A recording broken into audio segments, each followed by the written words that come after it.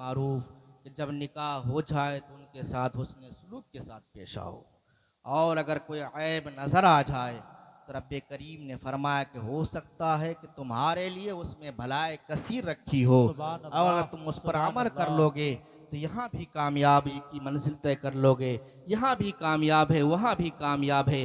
कुरान को पढ़ने की ज़रूरत है मुसलमानों, है आरज़ू के तालीम कुरान आम हो जाए, हर परचम से ऊंचा परचम इस्लाम हो जाए। अब देखिए कि घरेलू ज़िंदगी किस तरीके से रब्बे करीम ने कुरान में इरशाद फरमाया है।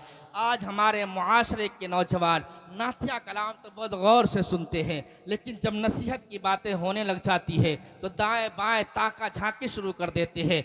ऐ मिल्लत के नौजवानों, जरा गौर करना, क्या हम इसीलिए पैदा किए गए हैं ताकि पैदा होकर इधर से उधर की जिंदगी गुजारते रहे, यहाँ पर लहवो लआब में जिंदगी गुजार कर चले जाए? नहीं मुसलमानों, जिंदगी हमारे इसलिए है ताकि रब की बंदगी में गुजार दे, और यही दुआ करते रहे कि काम वह ले लीजिए तुमको जो राजी करे, ठीक हो नामे रजा तुम पे करोड़ों दुरूद। अब देखिए घरेलू जिंदगी किस तरीके से रब्बे करीम कुरान मजीद में इरशाद फरमा रहा है। उस कुरान को उठा कर देखिए, तालीम लेकर देखिए। अल्लाह तबारक व तआला कुरान मजीद में इरशाद फरमाता है, अर्रिजालु कव्वामूना अलन निसा बिमा फद्दलल्लाहु बअदहुम अला बअद। यानी रब्बे करीम कुरान मजीद में इरशाद फरमा रहा है, ऐ नौजवान, अगर आप लोग किसी काम में बिजी है ना, इधर उधर जाके बातें करें, है ना, सामने में अगर आप लोग बात कर रहे हैं बोलने में डिस्टर्ब होता है। जी जी, कोई जरूरत हो तो बाहर चले जाए,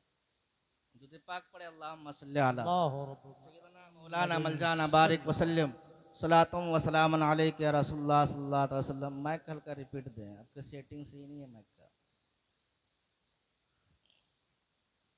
दुरूद पाक पढ़े, अल्लाहुम्मा सल्ली अला सय्यिदना व मौलाना मलजाना मुहम्मदिन बारिक वसल्लम सलातुम व सलामुन अलैका या हबीबी या रसूलुल्लाह सल्लल्लाहु तआला अलैहि वसल्लम। ऐ नौजवानों, ज़रूरत है इस बात की कि हम रब्बे करीम के फरामीन पर अमल करें। निकाह होने के बाद अब देखिए क्या मराहिल हैं। रब्बे करीम ये इरशाद फरमा रहा है कि अब मियाँ और बीवी में हाकिम कौन होगा।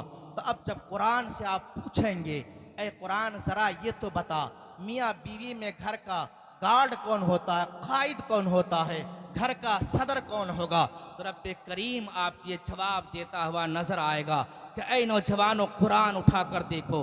कुरान ये कह रहा है, अर्रिजालु कव्वामूना अलन निसा, कि औरतों के जो हाकिम हैं वह मर्द ही हैं, और इसलिए कि बिमा फद्दलल्लाहु बअदहुम अला बअदिन, रब्बे कदीर ने इसी वजह से एक को दूसरे पर फजीलत अता फरमा दी है, और फजीलत की वजह भी इरशाद फरमाया, इसलिए कि बिमा अनफक़ू मिन अम्वालिहिम, और औरत पर मर्द को हाकिम क्यों बनाया है, इसलिए कि रब्बे कदीर फरमा रहा है कि मर्द हाकिम इसलिए है वो अपने माल अपने बीवियों पर खर्च करते हैं। लेकिन आज के इस पुरफतन दौर में जब जायजा लिया जाए कि रब तो ये फरमा रहा है कि उसे इसलिए हाकिम बनाया गया है कि वो औरतों पर अपना माल खर्च करते हैं, लेकिन देखा ये जा रहा है मुसलमानों, अगर गाड़ी पे चढ़ रहा है तो ससुर की गाड़ी पे चढ़ रहा है, बेड पे सो रहा है तो ससुर की बेड पर सो रहा है। अब देखिए कि कितना दौर बदलता जा रहा है।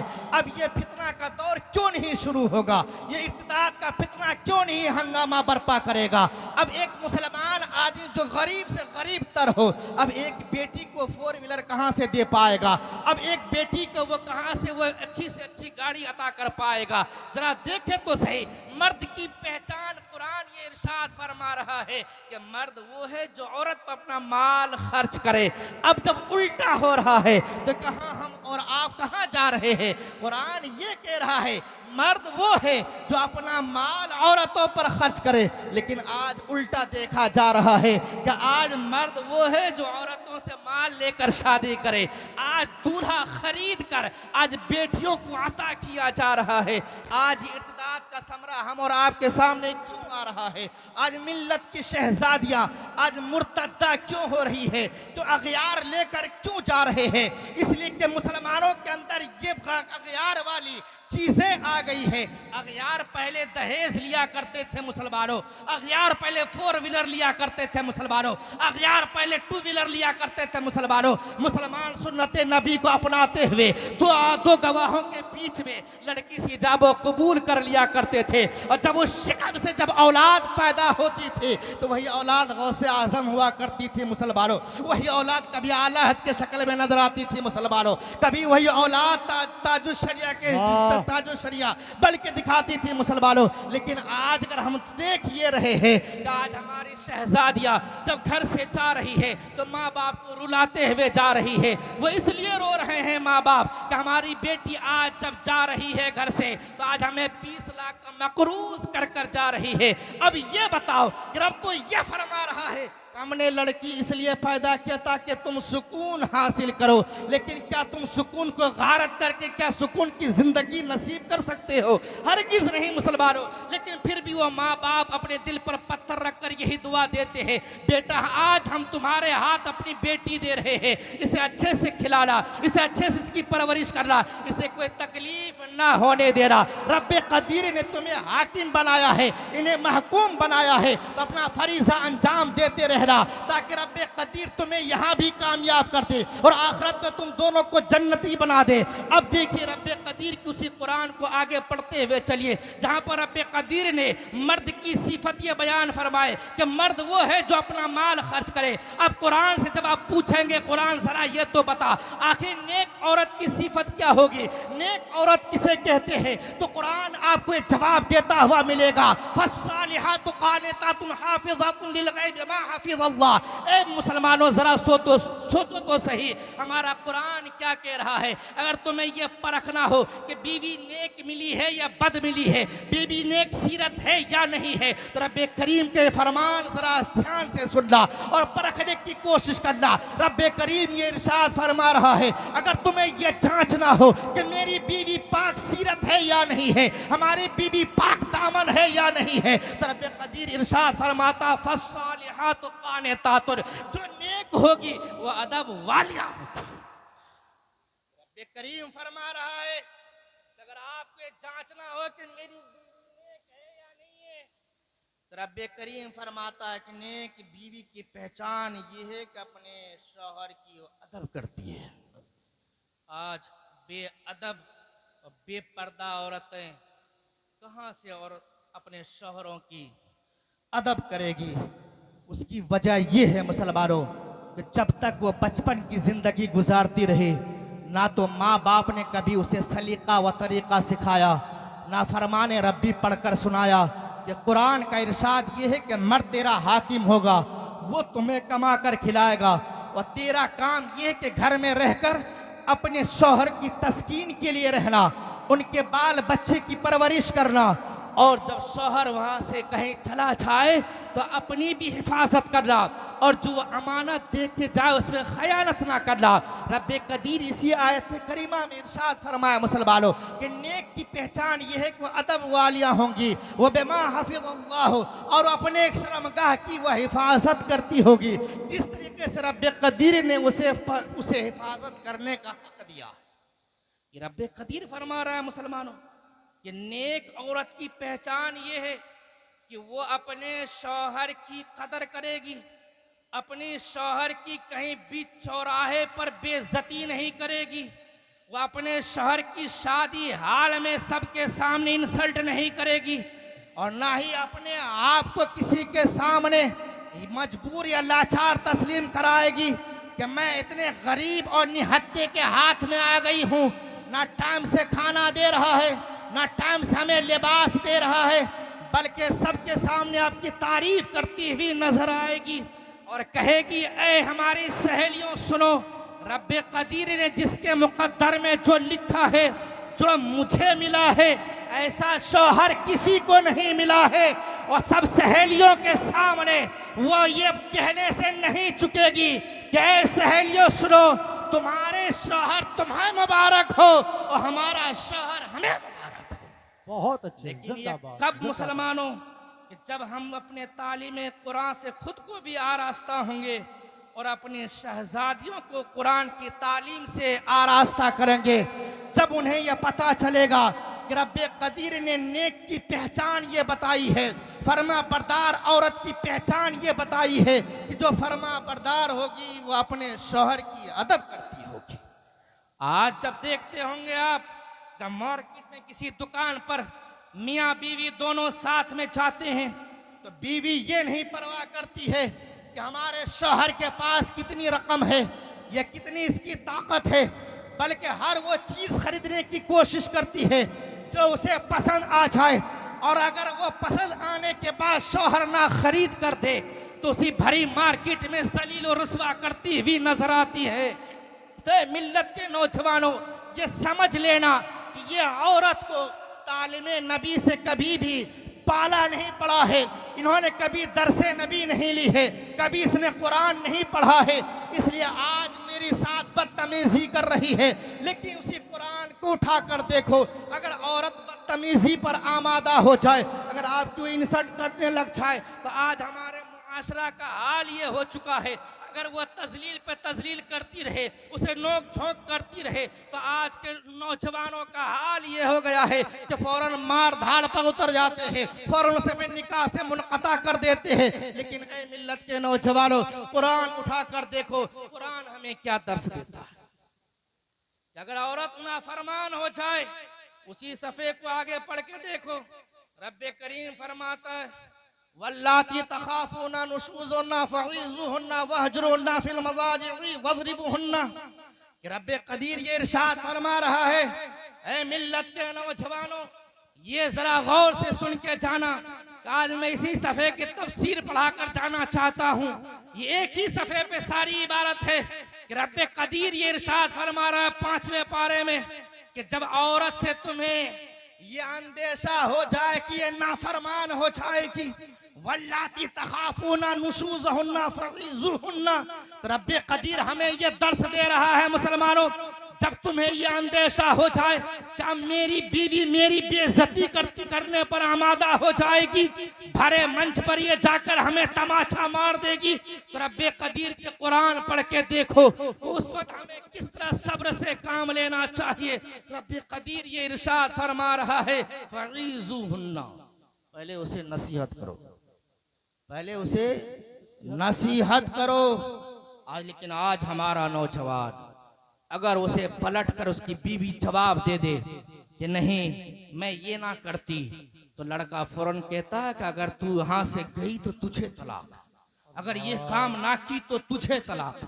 अब वो उस टेंशन में वो काम करने पर मजबूर हो जाती है, और मजबूर नहीं वो क्योंकि वो भी टेढ़ी पसली की है। अगर मर्द ये कहे कि तू यहाँ से अगर गई तो तुझे तलाक, तो बीवी कहती है अगर तू वाकई में मर्द का बच्चा है तो देख के देख। अब ये अपनी मर्दानगी साबित करने की लड़का कहता है अच्छा तू मुझे ललकार रही है कि मैं अपने बाप का नहीं हूँ, ले एक नहीं दो ले तीन ले। अब वो जज्बात में आकर फौरन अपना निकाह का बंधन तोड़ देता है। ऐ मिल्लत के नौजवानों, आज अगयार हम पर ताना कशी कर रहे हैं, आज जो अगयार मुस्लिम समाज को बदनाम करने की कोशिश कर रहे हैं, आज हमारे नौजवानों की इस हरकत की वजह से, वरना आज भी अगयार इस्लाम मजहब को मानने पर मजबूर हो जाए, क्योंकि रब्बे कदीर ने इरशाद फरमाया है कि तमाम मज़ाहिब में सबसे अच्छा मजहब अगर रब्बे कदीर के नजदीक कोई मजहब है तो दीन इस्लाम है मुसलमानों। लेकिन आज हमारा नौजवान उस एक धमकी में अपनी मर्दानगी साबित करने के लिए अब वो बने बनाए बंधन को तोड़ देता है, लेकिन रब्बे कदीर के हुक्म पर अमल नहीं करता है। रब्बे कदीर ये इरशाद फरमा रहा है नौजवानों, अगर बीवी नाफरमान हो जाए तो फईज़ूहुन्ना, पहले उसे नसीहत, पहले उसे समझाओ, पहले समझाओ, बैठा कर समझाओ, उसे वाकया समझाओ, उन्हें कुरान पढ़ के सुनाओ, उन्हें सारी चीजें उनके सामने रखो कि अगर तुम बात नहीं मानती हो तो तुम्हारे शिकम से ये बच्चा भी है, तुम्हारे साथ ये सारी मोहब्बतें भी रही हैं, अगर तुम मुझे छोड़कर चली जाओगी या मैं तुम्हें छोड़ दूं तो दोनों की जिंदगी अजीरन हो जाएगी, ना तुम सुकून से जी पाओगी ना मैं सुकून से जी पाऊंगा। लेकिन जब नहीं या आज ये नसीहत पे लड़का अमल नहीं करता है, ना दूसरी नसीहत देखो कि रब्बे करीम फरमाता अगर नसीहत से काम ना चले तो क्या करें, नसीहत ना माने औरत तो क्या करे? तो कुरान को उठाकर देखे, कुरान हमें हर चीज का बयान देता है। ये कुरान के इरशाद तिब्यानन लिकुल्ली शै, ये कुरान में हर चीज का बयान है, हर चीज का बयान मिलेगा। कुरान आपको कहेगा सुन ए नौजवान, अगर तेरी बीवी नसीहत से नहीं मानी तो वह हजरुहुन्ना फिल मवाजि'i। अब अपना बिस्तर अलग कर ले, अपना बिस्तर अलग कर ले। और वाकई में ये रब का देखिए कितनी से हिकमत भरी बात है कि रब्बे करीम ये फरमा रहा है कि पहले नसीहत करो, नसीहत से ना माने तो अपना बिस्तर अलग कर लो। बिस्तर अलग करना कितना जुर्म की बात है मुसलमानों। अगर सही खानदान की होगी और सही तालीम याफ्ता होगी, भूखा भूखी रह तो लेगी, लेकिन अपना बिस्तर कभी अलग नहीं करेगी। ये सही मोहब्बत वाली लड़कियों की पहचान होती है मुसलमानों। रब्बे करीम ने इसलिए इरशाद फरमाया कि जब तुम नसीहत करो, नसीहत ना माने बिस्तर अलग कर लो। और बिस्तर अलग करने के बाद अगर वो उसे पछतावा अगर हुआ तो तेरी बारगाह में हाजिर होकर अर्ज करेगी कि मेरे सरताज मुझसे गलती हो गई, आप यहाँ से ना जाएं, हम ये गवारा नहीं कर सकते कि आप अपना बिस्तर अलग कर ले, मुझे आप मार ले, अपना गुस्सा ठंडा कर ले, लेकिन बिस्तर अलग ना करे, वरना दुनिया हंसेगी, घर वाले हंसेंगे कि कैसी यह औरत है कि उसका शौहर यहाँ से जा चुका है, रात भर उसका शौहर घर से बाहर रहा है, शर्म के मारे झुक जाएगी और अपने सरताज के सामने सर रख कर कहेगी आप मुझे माफ कर दीजिए और हमें फिर से सीने से सीने लगा लीजिए। ये रब्बे करीम का फरमान है मुसलमानों। रब्बे करीम ने फरमाया पहले उसे नसीहत करो, नसीहत से ना माने तो फिर क्या करो, वज़रिबूहुन्ना, फिर उसे क्या करो, मारो, उसे मारो।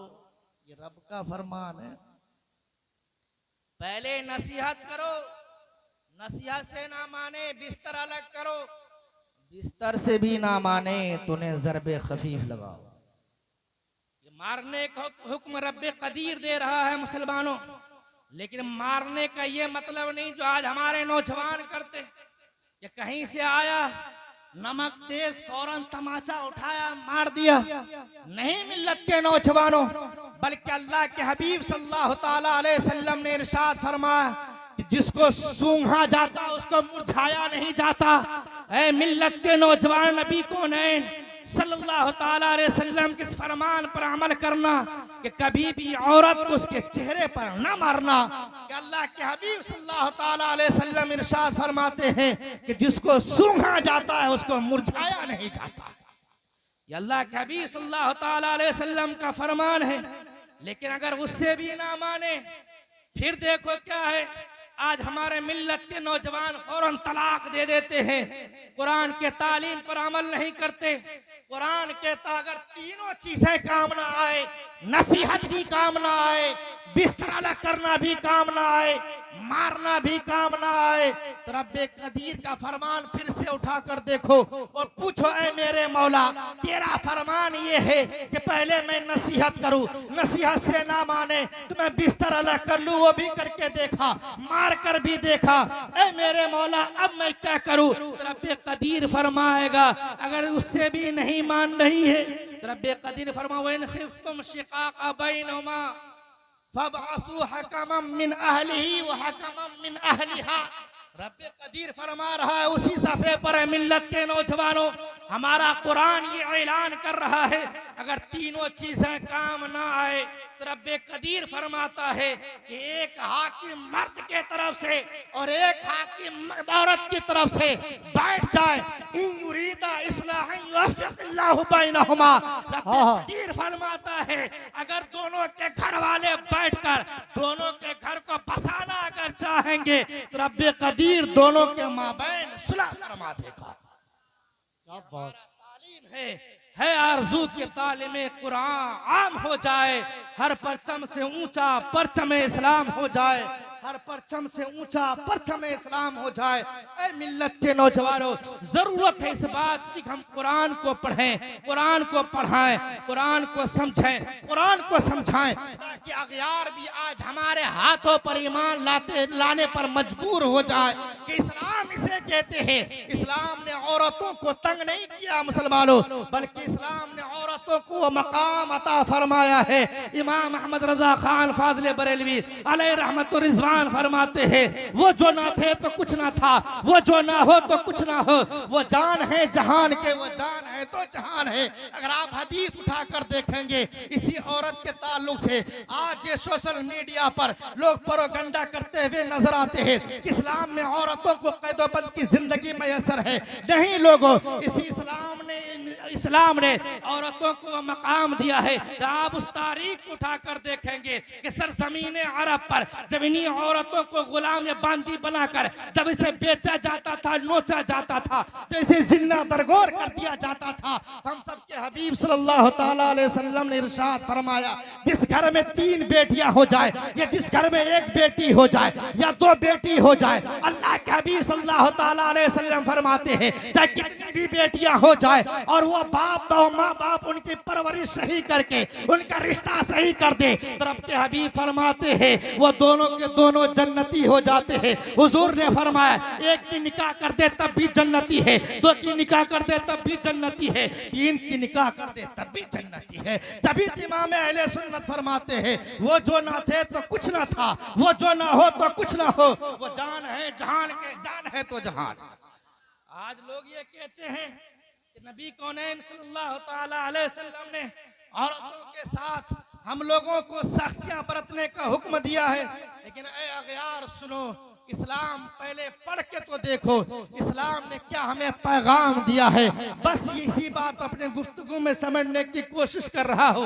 बस 2 मिनट और सुने कि आखिर सालिहात कौन लड़कियां होती है मुसलमानों। लेकिन यही लड़कियां मुसलमानों अगर तालीम याफ्ता होती है तो ये खुद भी जन्नती हो जाती है, अपने वालिदैन को भी जन्नती बना देती है। इमाम अहमद रजा की इसी शेर को मद्देनजर रखते हुए आगे बढ़ते हुए चलिए, इमाम गज़ाली हुज्जतुल इस्लाम इमाम गज़ाली रहमतुल्लाह अलैह अपनी एक किताब इह्या उलूम में एक वाक़या नकल फरमाते हैं। ऐ मिल्लत के नौजवानों जरा गौर से सुनना, यह आखिरी बात में पेश करके रुखसत होना चाह रहा हूँ। हुज्जतुल इस्लाम इमाम गज़ाली रहमतुल्लाह अलैह एक रिवायत नकल फरमाते हैं, ज़माना रिसालत में एक शख्स था, जब वो घर से जाने लगा तो अपनी बीवी को ये वसीयत करके गया कि मेरे इजाजत के बगैर घर से बाहर ना जाना, घर से बाहर ना जाना। अब इधर उस शहर का जाना था, अब वो औरत को हुक्म ये है कि अपने शौहर की इताअत करे।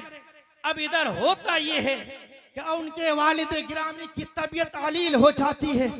अब बारगाह नबी में वो औरत ये कासिद भेजकर ये मसला मालूम करवाती है कि जाओ नबी कौनैन सल्लल्लाहु ताला अलैहि वसल्लम से ये मसला पूछ कर आओ कि मेरा शौहर मुझे मना करके गया है कि मैं उनकी इजाजत के बगैर घर से बाहर ना जाऊं। अगर हुजूर इजाजत दे दें तो मैं अपने वालिद गिरामी की आयादत कर आऊं। अब वो कासिद मसला पूछने के लिए नबी कौनैन सल्लल्लाहु ताला अलैहि वसल्लम की बारगाह में पहुंचता है। नबी कौनैन सल्लल्लाहु ताला अलैहि वसल्लम जवाब इरशाद फरमाते हैं, ऐ फलां जाओ उस औरत से ये कहो कि तुम अपने शौहर के हुक्म की तामील करो।